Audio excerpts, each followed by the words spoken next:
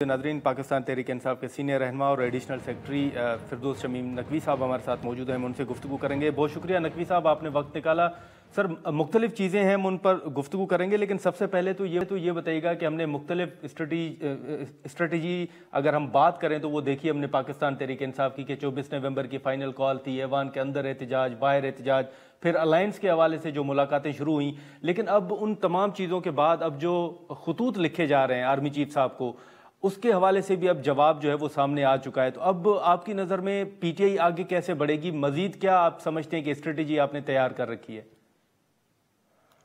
देखिए, हमारी स्ट्रेटजी बुनियादी तौर पे पाकिस्तान की तरक्की बका के लिए है, जमहूरी तकाज़े पूरे करने के लिए है, और जैसे कि किसी भी जमहूरियत में 3 सतून मशहूर हैं, तीनों सतूनों को मजबूत करने के लिए है।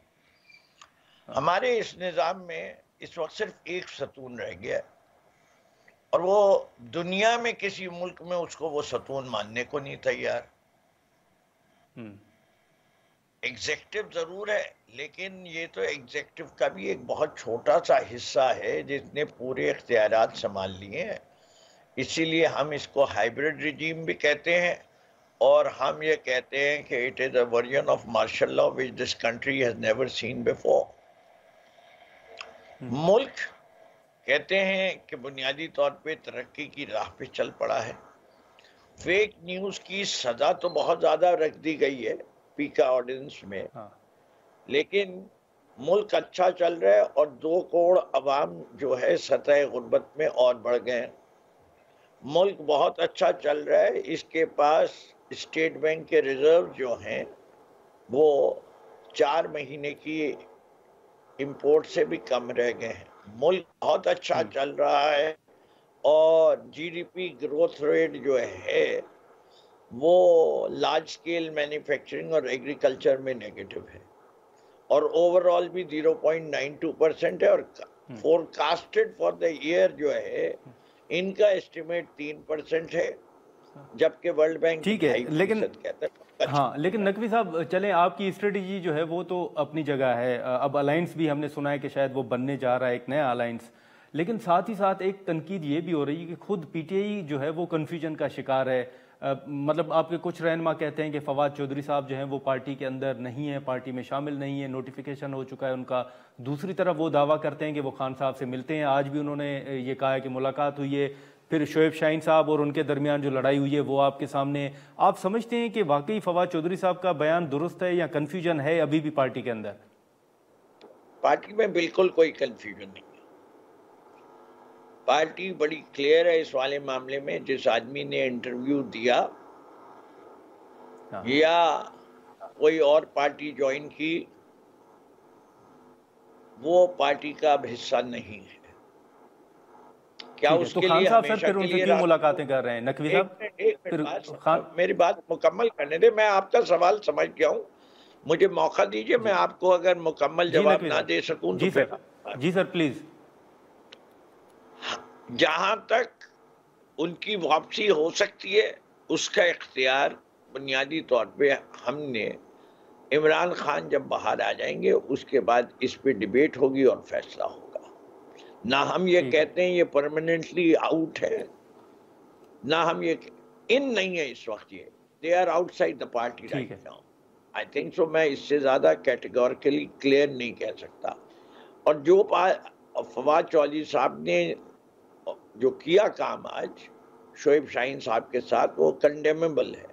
वो किसी भी मुहज़्ज़ब आदमी को, चाहे वो उनका एक्स कोलीग हो, कुछ हो, ये काम किया ही नहीं जा सकता पब्लिक में।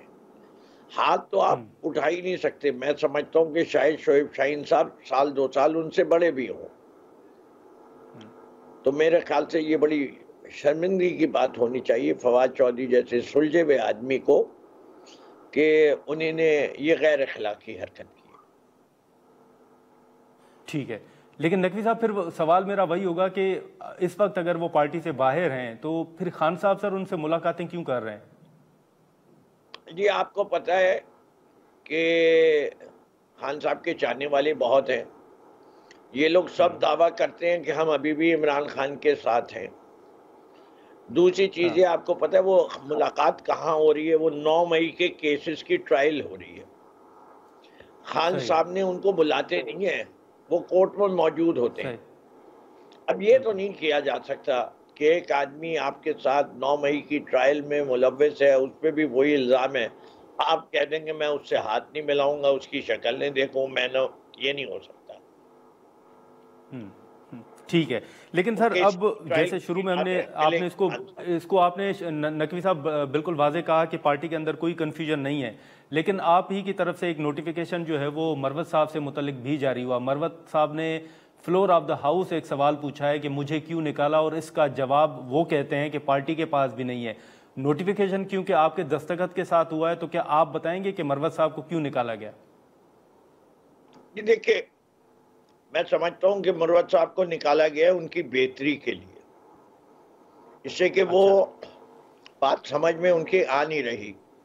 उनको 3 दफा शोकॉज नोटिस दे चुके हैं, 3 दफा चेयरमैन ने रिप्रीव दी है। वो जिसकी चाहते हैं टोपी उछाल देते हैं, जो चाहते हैं कह देते हैं। अगर पार्टी उनको किसी काम से रोकती है, वो रुकते नहीं है, वो पार्टी के अंदर इंतशार फैला रहे हैं। इन सब चीजों की बुनियाद के ऊपर, इससे ज्यादा मैं यहाँ वजाहत नहीं दूंगा, इससे कि उसके स्पेसिफिक इंसिडेंट्स भी हैं और भी चार्जेस हैं, लेकिन वो हमारा अंदरूनी मामला है। ये बड़ी हमारे लिए, ये कह सकता हूँ कि आज जब, लेकिन सर वो तो सलमान अकरम राजा साहब के ऊपर इल्जाम लगा रहे हैं कि सलमान अकरम राजा साहब की वजह से ये हुआ।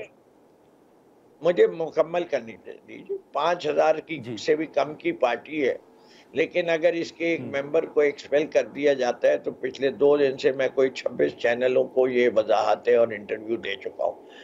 अब आपका जवाब ये है कि सलमान अकरम राजा नहीं जी, सलमान अकरम राजा भी हो सकते हैं, उमर अयूब खान भी हो सकते हैं। उन्हीं ने क्या, मेरे लिए तो बुरी बात है उनके लिए कि उन्हीं ने शायद ही पार्टी की किसी लीडरशिप को बख्शा हो, और मैं उन खुश नसीब लोगों में हूँ। मैं उनको एक बड़ा बासलाहियत इंसान समझता हूँ, बहादुर भी समझता हूँ, लेकिन बहादुरी के साथ उनकी कई दफा बातें जो हैं अकल के पैमाने पे पूरी नहीं उतरती भी नजर आ रही। आज भी जब उसके बाद रियाज खान के बारे में फजूल का एक उड़ता हुआ तीर और ले लिया, भाई क्या इमरान रियाज खान का क्या ताल्लुक? सारे लोगों ने, सब ने कहा कि अब के ये डायरेक्ट ऑर्डर था इमरान खान का, बिकॉज पहले फैसला हो चुका था इन्हें निकाल दें। इमरान खान साहब की जात थी जिसने रोका था, और अभी उनका जो भी लेटेस्ट, ठीक है, लेकिन नकवी साहब, सर टाइम थोड़ा कम होगा, अगर मैं सवाल इजाजत दें तो एक सवाल रखूं कि इसके बाद अब आगे क्या उनको डीसीट करने के लिए का जवाब दूंगा। जी बोले। नहीं सर 15 से थोड़ा बढ़ा दे, मेहरबानी होगी। ये अब ये बताइएगा कि इस नोटिफिकेशन के बाद अभी तक वो पीटीआई के टिकट पे अगर ना भी कहें तो चले, पीटीआई के सपोर्टर तो उन्होंने तो वोट दिया है उनको, तो उनको डी सीट कराने के हवाले से भी कोई आप बतौर एडिशनल सेक्रेटरी सर इरादा रखते हैं कि स्पीकर साहब को लिखा जाएगा? वो काम मेरा नहीं है, वो पार्लिमानी लीडर का है जो कि वो मूव कर देंगे। अच्छा, इसे के तो इस हवाले से कोई फैसला हुआ है सर? उसके लिए जरताज गुल मूव करेंगी या उमर अयूब साहब मूव कर देंगे या चीफ व्हिप कर देंगे? चलिए ठीक है, तीनों में से कोई एक करते हैं। सर एक दूसरी सर चीज बताइएगा नकवी साहब के, आपने ही एक नोटिफिकेशन जो है वो जारी किया था और 3 रुकनी कमेटी, अगर मैं दुरुस्त कह रहा हूं तो आपने तश्कील दी थी, जो 26वीं आईनी तरमीम में जिन लोगों ने पार्टी पॉलिसी की खिलाफ वर्जी की थी उनके खिलाफ तहकीकात का मामला था। ये बताइएगा कि उसमें आपने लिखा है कि 2 सेनेटर्स हैं और 4 जो हैं वो एमएनएज हैं। सर वो 2 सेनेटर्स और 4 एमएनएज कौन से हैं जिनको पेश होने का कहा गया है? जी अब ये मुझे देखिए, एक तो फैसल सलीम है, एक सेनेटर दरका हैं, और 4 एमएनएज का ये अब आपने मुझे जो है इम्तिहान में डाल रहे हैं, इससे कि कुछ एमएनएज जो याद है नकवी साहब वो बता दें। नहीं, मैं इसीलिए मैं कह रहा हूँ ना कि मुझे आप कहते तो ये सवाल है, तो वो वैसे छपा हुआ है, मुझे कहेंगे 5 सेकंड देंगे तो मैं अपने कंप्यूटर में वो जिन पे चार्जशीट्स लगी हुई हैं उनके नाम निकाल लेता हूँ। मैं कोई नाम उधर उधर नहीं करना चाहता, इसलिए कि बहुत सारे नाम एमएनएज के सब दोस्त हैं, जानने वाले थे। सेनेटर ज़रा कम थे, तो इसलिए मैंने आपको बता दिया कि ये 2 हैं। अच्छा, तो अब अगर ये कमेटी के रूबरू पेश नहीं होते तो फिर सर आगे की हिकमत अमली क्या होगी? कि मेरे ख्याल से ये तो कमेटी जो भी सिफारिशात करेगी, कमेटी बनाई इसीलिए जाती है कि उन्हें किसी न किसी फैसले पे पहुंचना है। और जैसे जैसे, और ये भी ज़रूरी नहीं है कि वे 6 के 6 लोगों पे एक साथ फैसले पे पहुंचे। मेरे ख्याल से इनमें से एक साहब फैसल सलीम साहब ने अभी तक शो कॉज नोटिस का जवाब मुझे भेजा नहीं है।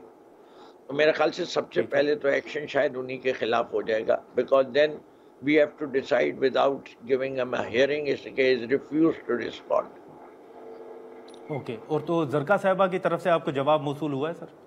जी, जरका ने से जवाब दिया है।